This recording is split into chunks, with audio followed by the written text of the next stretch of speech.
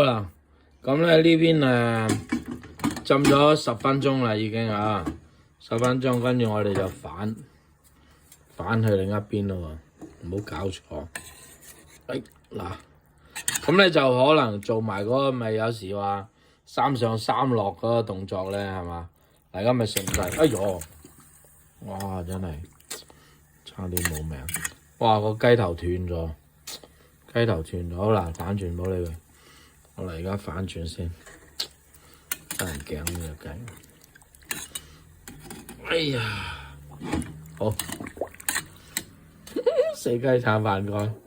嗱，咁我哋反轉咗 ，OK， 得人驚嚇死。哎呀，呢個壓翻嚟隻死雞啲腳落去先。哎呀，死雞撐飯蓋真係咁樣喎，嗱個頭斷咗，唔該一甩，真係得人驚。好，打到係呢個狀態，反正係雞腳。好，再浸10分鐘，可能我唔需要再反來反去，再浸10分鐘試下先，係嘛？因為佢隻雞細咧，可能會快啲熟。好，就嚟啊！我唔會啲水太大啊！呢個火，好小心啊條頸，唔會啲腳都斷埋啊嘛，夾腳都得嘅，不過夾腳就冇咗個效果，嗰個咩啊？即係啲水啊，個雞囊咧咪要啲水咧走出嚟係嘛？咁難搞嘅大佬，好嗱話啲皮都咁，我陣要攞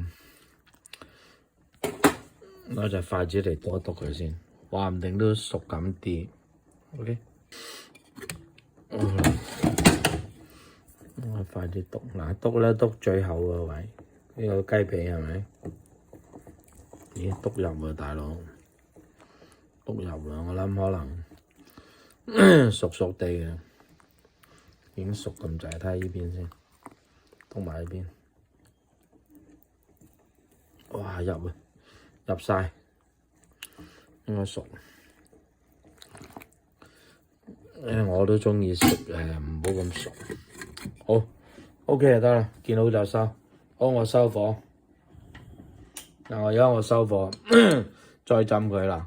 我冇跟足佢啊，佢10分鐘就反一反，再10分鐘就20分鐘啊。咁而家我20分鐘之後咧，我發覺呢個雞咧已經熟。咁我而家我再咁樣冚住佢，再焗，就咁浸。而家熄晒火，就靠呢啲餘溫咧，就咁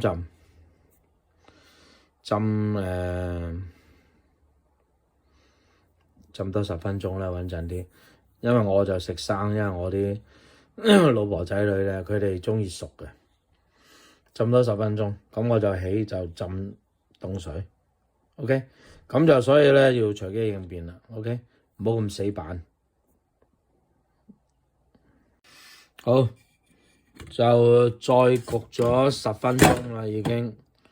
咁我攞起佢啦，擺落啲凍水嗰度。OK。咁咧我就唔係淨係靠個夾啊，太危險，隻雞可能太過腍，咁咧就筷子幫手 ，OK。咁啊過咗嚟凍水呢度啦，咁就兩邊浸一浸啦，咁就熟啦肯定。